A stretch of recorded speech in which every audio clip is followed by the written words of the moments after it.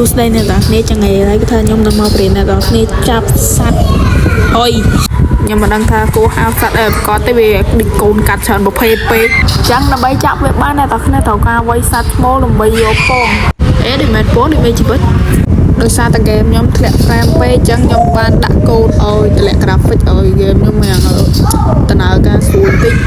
បាញ់ចិត្តងាប់ហើយបាញ់មួយថ្ងៃហើយចិត្តងាប់ហើយងាប់ធ្វើការយំដូចជាមិនជីវិតវាយកចេញមកនេះអាស្វាយ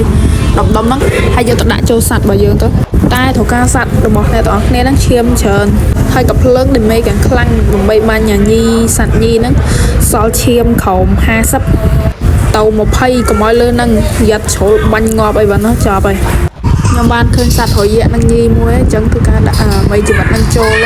គឺថាខ្ញុំបានដើរប្រមូលវាយពួកអសត្វឈ្មោលបានមួយកណ្ដោដល់ពេលបាញ់ញីចិត្តមក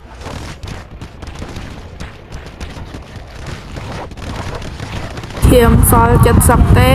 ខ្ញុំបាញ់តិចតិចមកវងងាប់ចិត្តងាប់ហើយចុះខោចុចពងដាក់ចូលមែនឈាមសល់8សោះបាញ់មកគ្រាប់2មិនទៀតអូចុចនេះចុចប៉ុណ្ណឹងមកបាញ់ញីនៅងាប់ហើយចាំដល់ម៉ោងវាញាស់កូននឹងមកឈប់ខ្ញុំបាញ់ញីងាប់សិនងាប់ដល់ពេលយកសัตว์ខ្ញុំទៅប្រទេសខ្ញុំវិញខ្ញុំបានយកសัตว์នឹងយកមកដល់ប្រទេសខ្ញុំមួយហើយខ្ញុំក៏មានមួយដែរឥឡូវដល់ពេល craft saddle វាដើម្បី craft saddle វាអ្នកនរគ្នាត្រូវការដូចជា level 90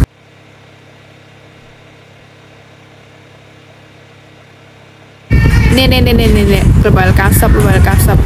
បើសិនជាអ្នកនរគ្នាចង់បានហុយហ្នឹងត្រូវការឡើង level 90សិនមិនអាច craft saddle វាជិះបានគេខ្ញុំមានរបស់គ្រប់អស់ហើយខ្ញុំ level ខ្ញុំក៏គ្រប់ដែរចឹងធ្វើការ craft វាមកដើម្បី craft វាបានត្រូវការ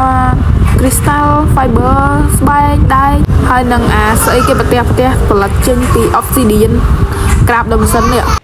វាចិត្តកើតចេញមកហើយតបពីការចាំអស់រយៈពេលជិត10នាទីជាងតែអីខ្ញុំមានកោត console ខ្ញុំដាក់លបឿន game ឲ្យ speed កូន400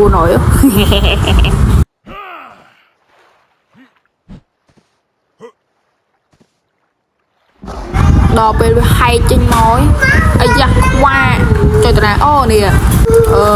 ដាក់ឈ្មោះឲ្យវាដាក់ដូអីណោខ្ញុំរហូតនឹងតិចសិនដាក់ដូអីខ្ញុំដាក់ដូកាហ្មងយ៉ាងតំណងដែរ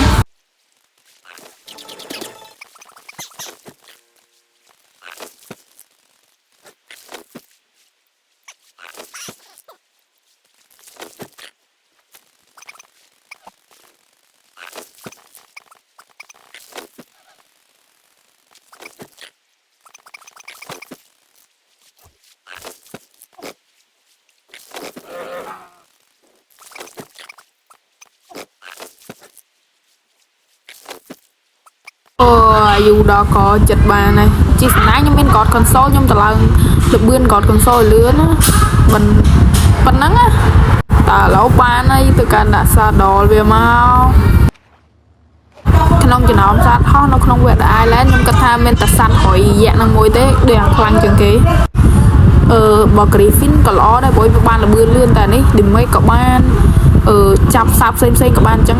វីដេអូនេះគឺមានមិនទាំងលេប